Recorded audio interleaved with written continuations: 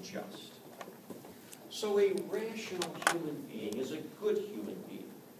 And a good human being can step outside his own existence, or her own existence, and see things from an impartial, objective point of view. And that's where we derive these principles from. These principles of doing what we know will protect the rights of others, doing what we know is going to result in a fair society, and doing what ultimately is going to improve our welfare. But human beings are more than just rational. They are also loving, which means caring. In other words, humans are a cooperative species. We are super cooperators. We form relationships. And by forming these relationships, we, in a sense, extend our boundaries. We extend our boundaries to those that we have a relationship with. So we exhibit caring toward others as if they were ourselves. This is where the idea of love your neighbor as yourself comes from, because in a way your neighbor is yourself, because you have a relationship. Once you establish that relationship, you've now broadened your own existence so that it's not just your own genetic code, but it's also the relationships that you form. And you can, of course, form relationships with people who you're very close to, but also with a broader subset of people. So that you have yourself, and then your close friends and families, and then your neighbors, and then your community, and then your society, and on and on. There's a connection to all these different groups. And this is what a loving human being is all about. And finally, a human being is free. Now, hang on for a second, okay? Because I think you think that free means that you will simply exercise your free will.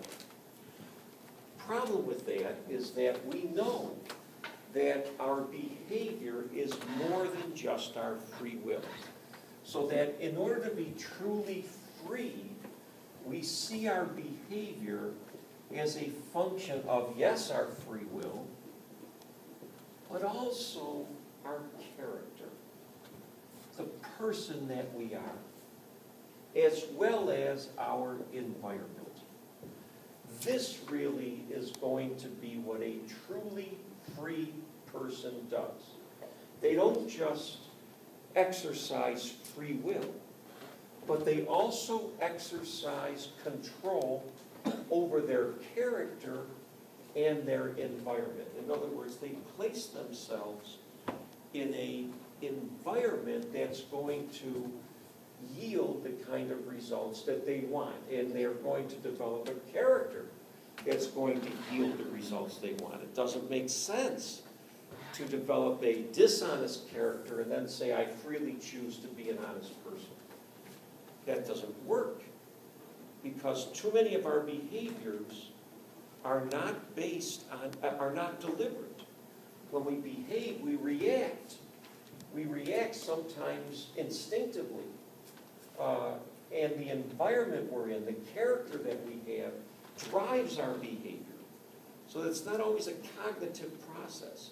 It's not always a decision where we sit down in our office and we, weigh the pros and cons. And, it does not truly reflect what kind of variables drive our behavior.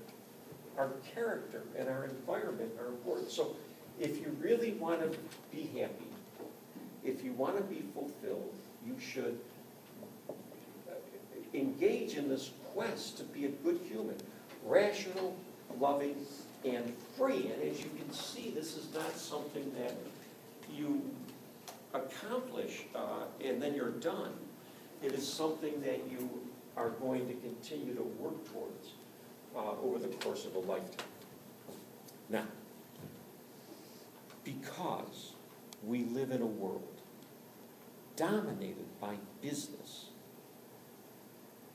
then we have to ask the question, how can we ensure that our businesses are ethical? Because this is what our world has become. Our world has become a world of business. I wish it was a world of museums and parks and beaches and all those sorts of things, and then we could just sit in our hammock and, you know, sort of try to be a good person. But the reality is our world is a world of business. Just recently became a world of business. And it's only a few generations old, and, you know, I don't think there's any assurance that it will always be a world of business, but it certainly is going to be a world of business for a long time, longer than, you know, I think you and I are going to be here. So given that it's a world of business, given that business is what's going to solve this world's problems, whether we're talking about poverty or whether we're talking about environmental problems, you won't solve these problems without the cooperation of business.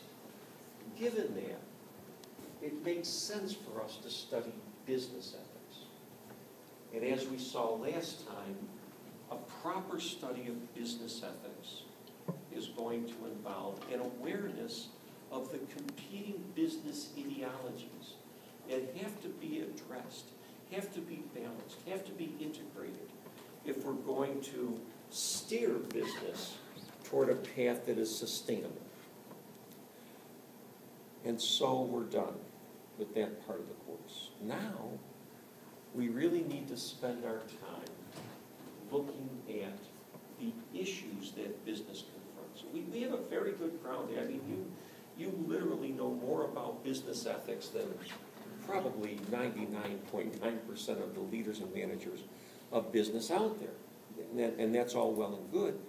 But I think it's probably not a bad idea for us to spend the rest of our time focusing now on those stakeholders that business has to address in order to properly act as a good business, a good human.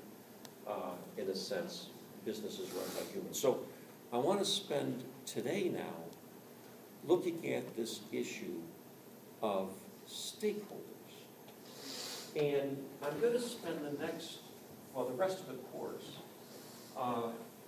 spending a week each on the various stakeholders, beginning tonight with those stakeholders that are investors. So business has stakeholders. I'm going to get into the stakeholder model of corporate social responsibility in a second. But business should be seen really as having a relationship to several of its stakeholders. Who are these stakeholders? These people that the behavior of the business affects them directly. Who are these people where the behavior of the business affects them directly? Well, one set of stakeholders is the investors.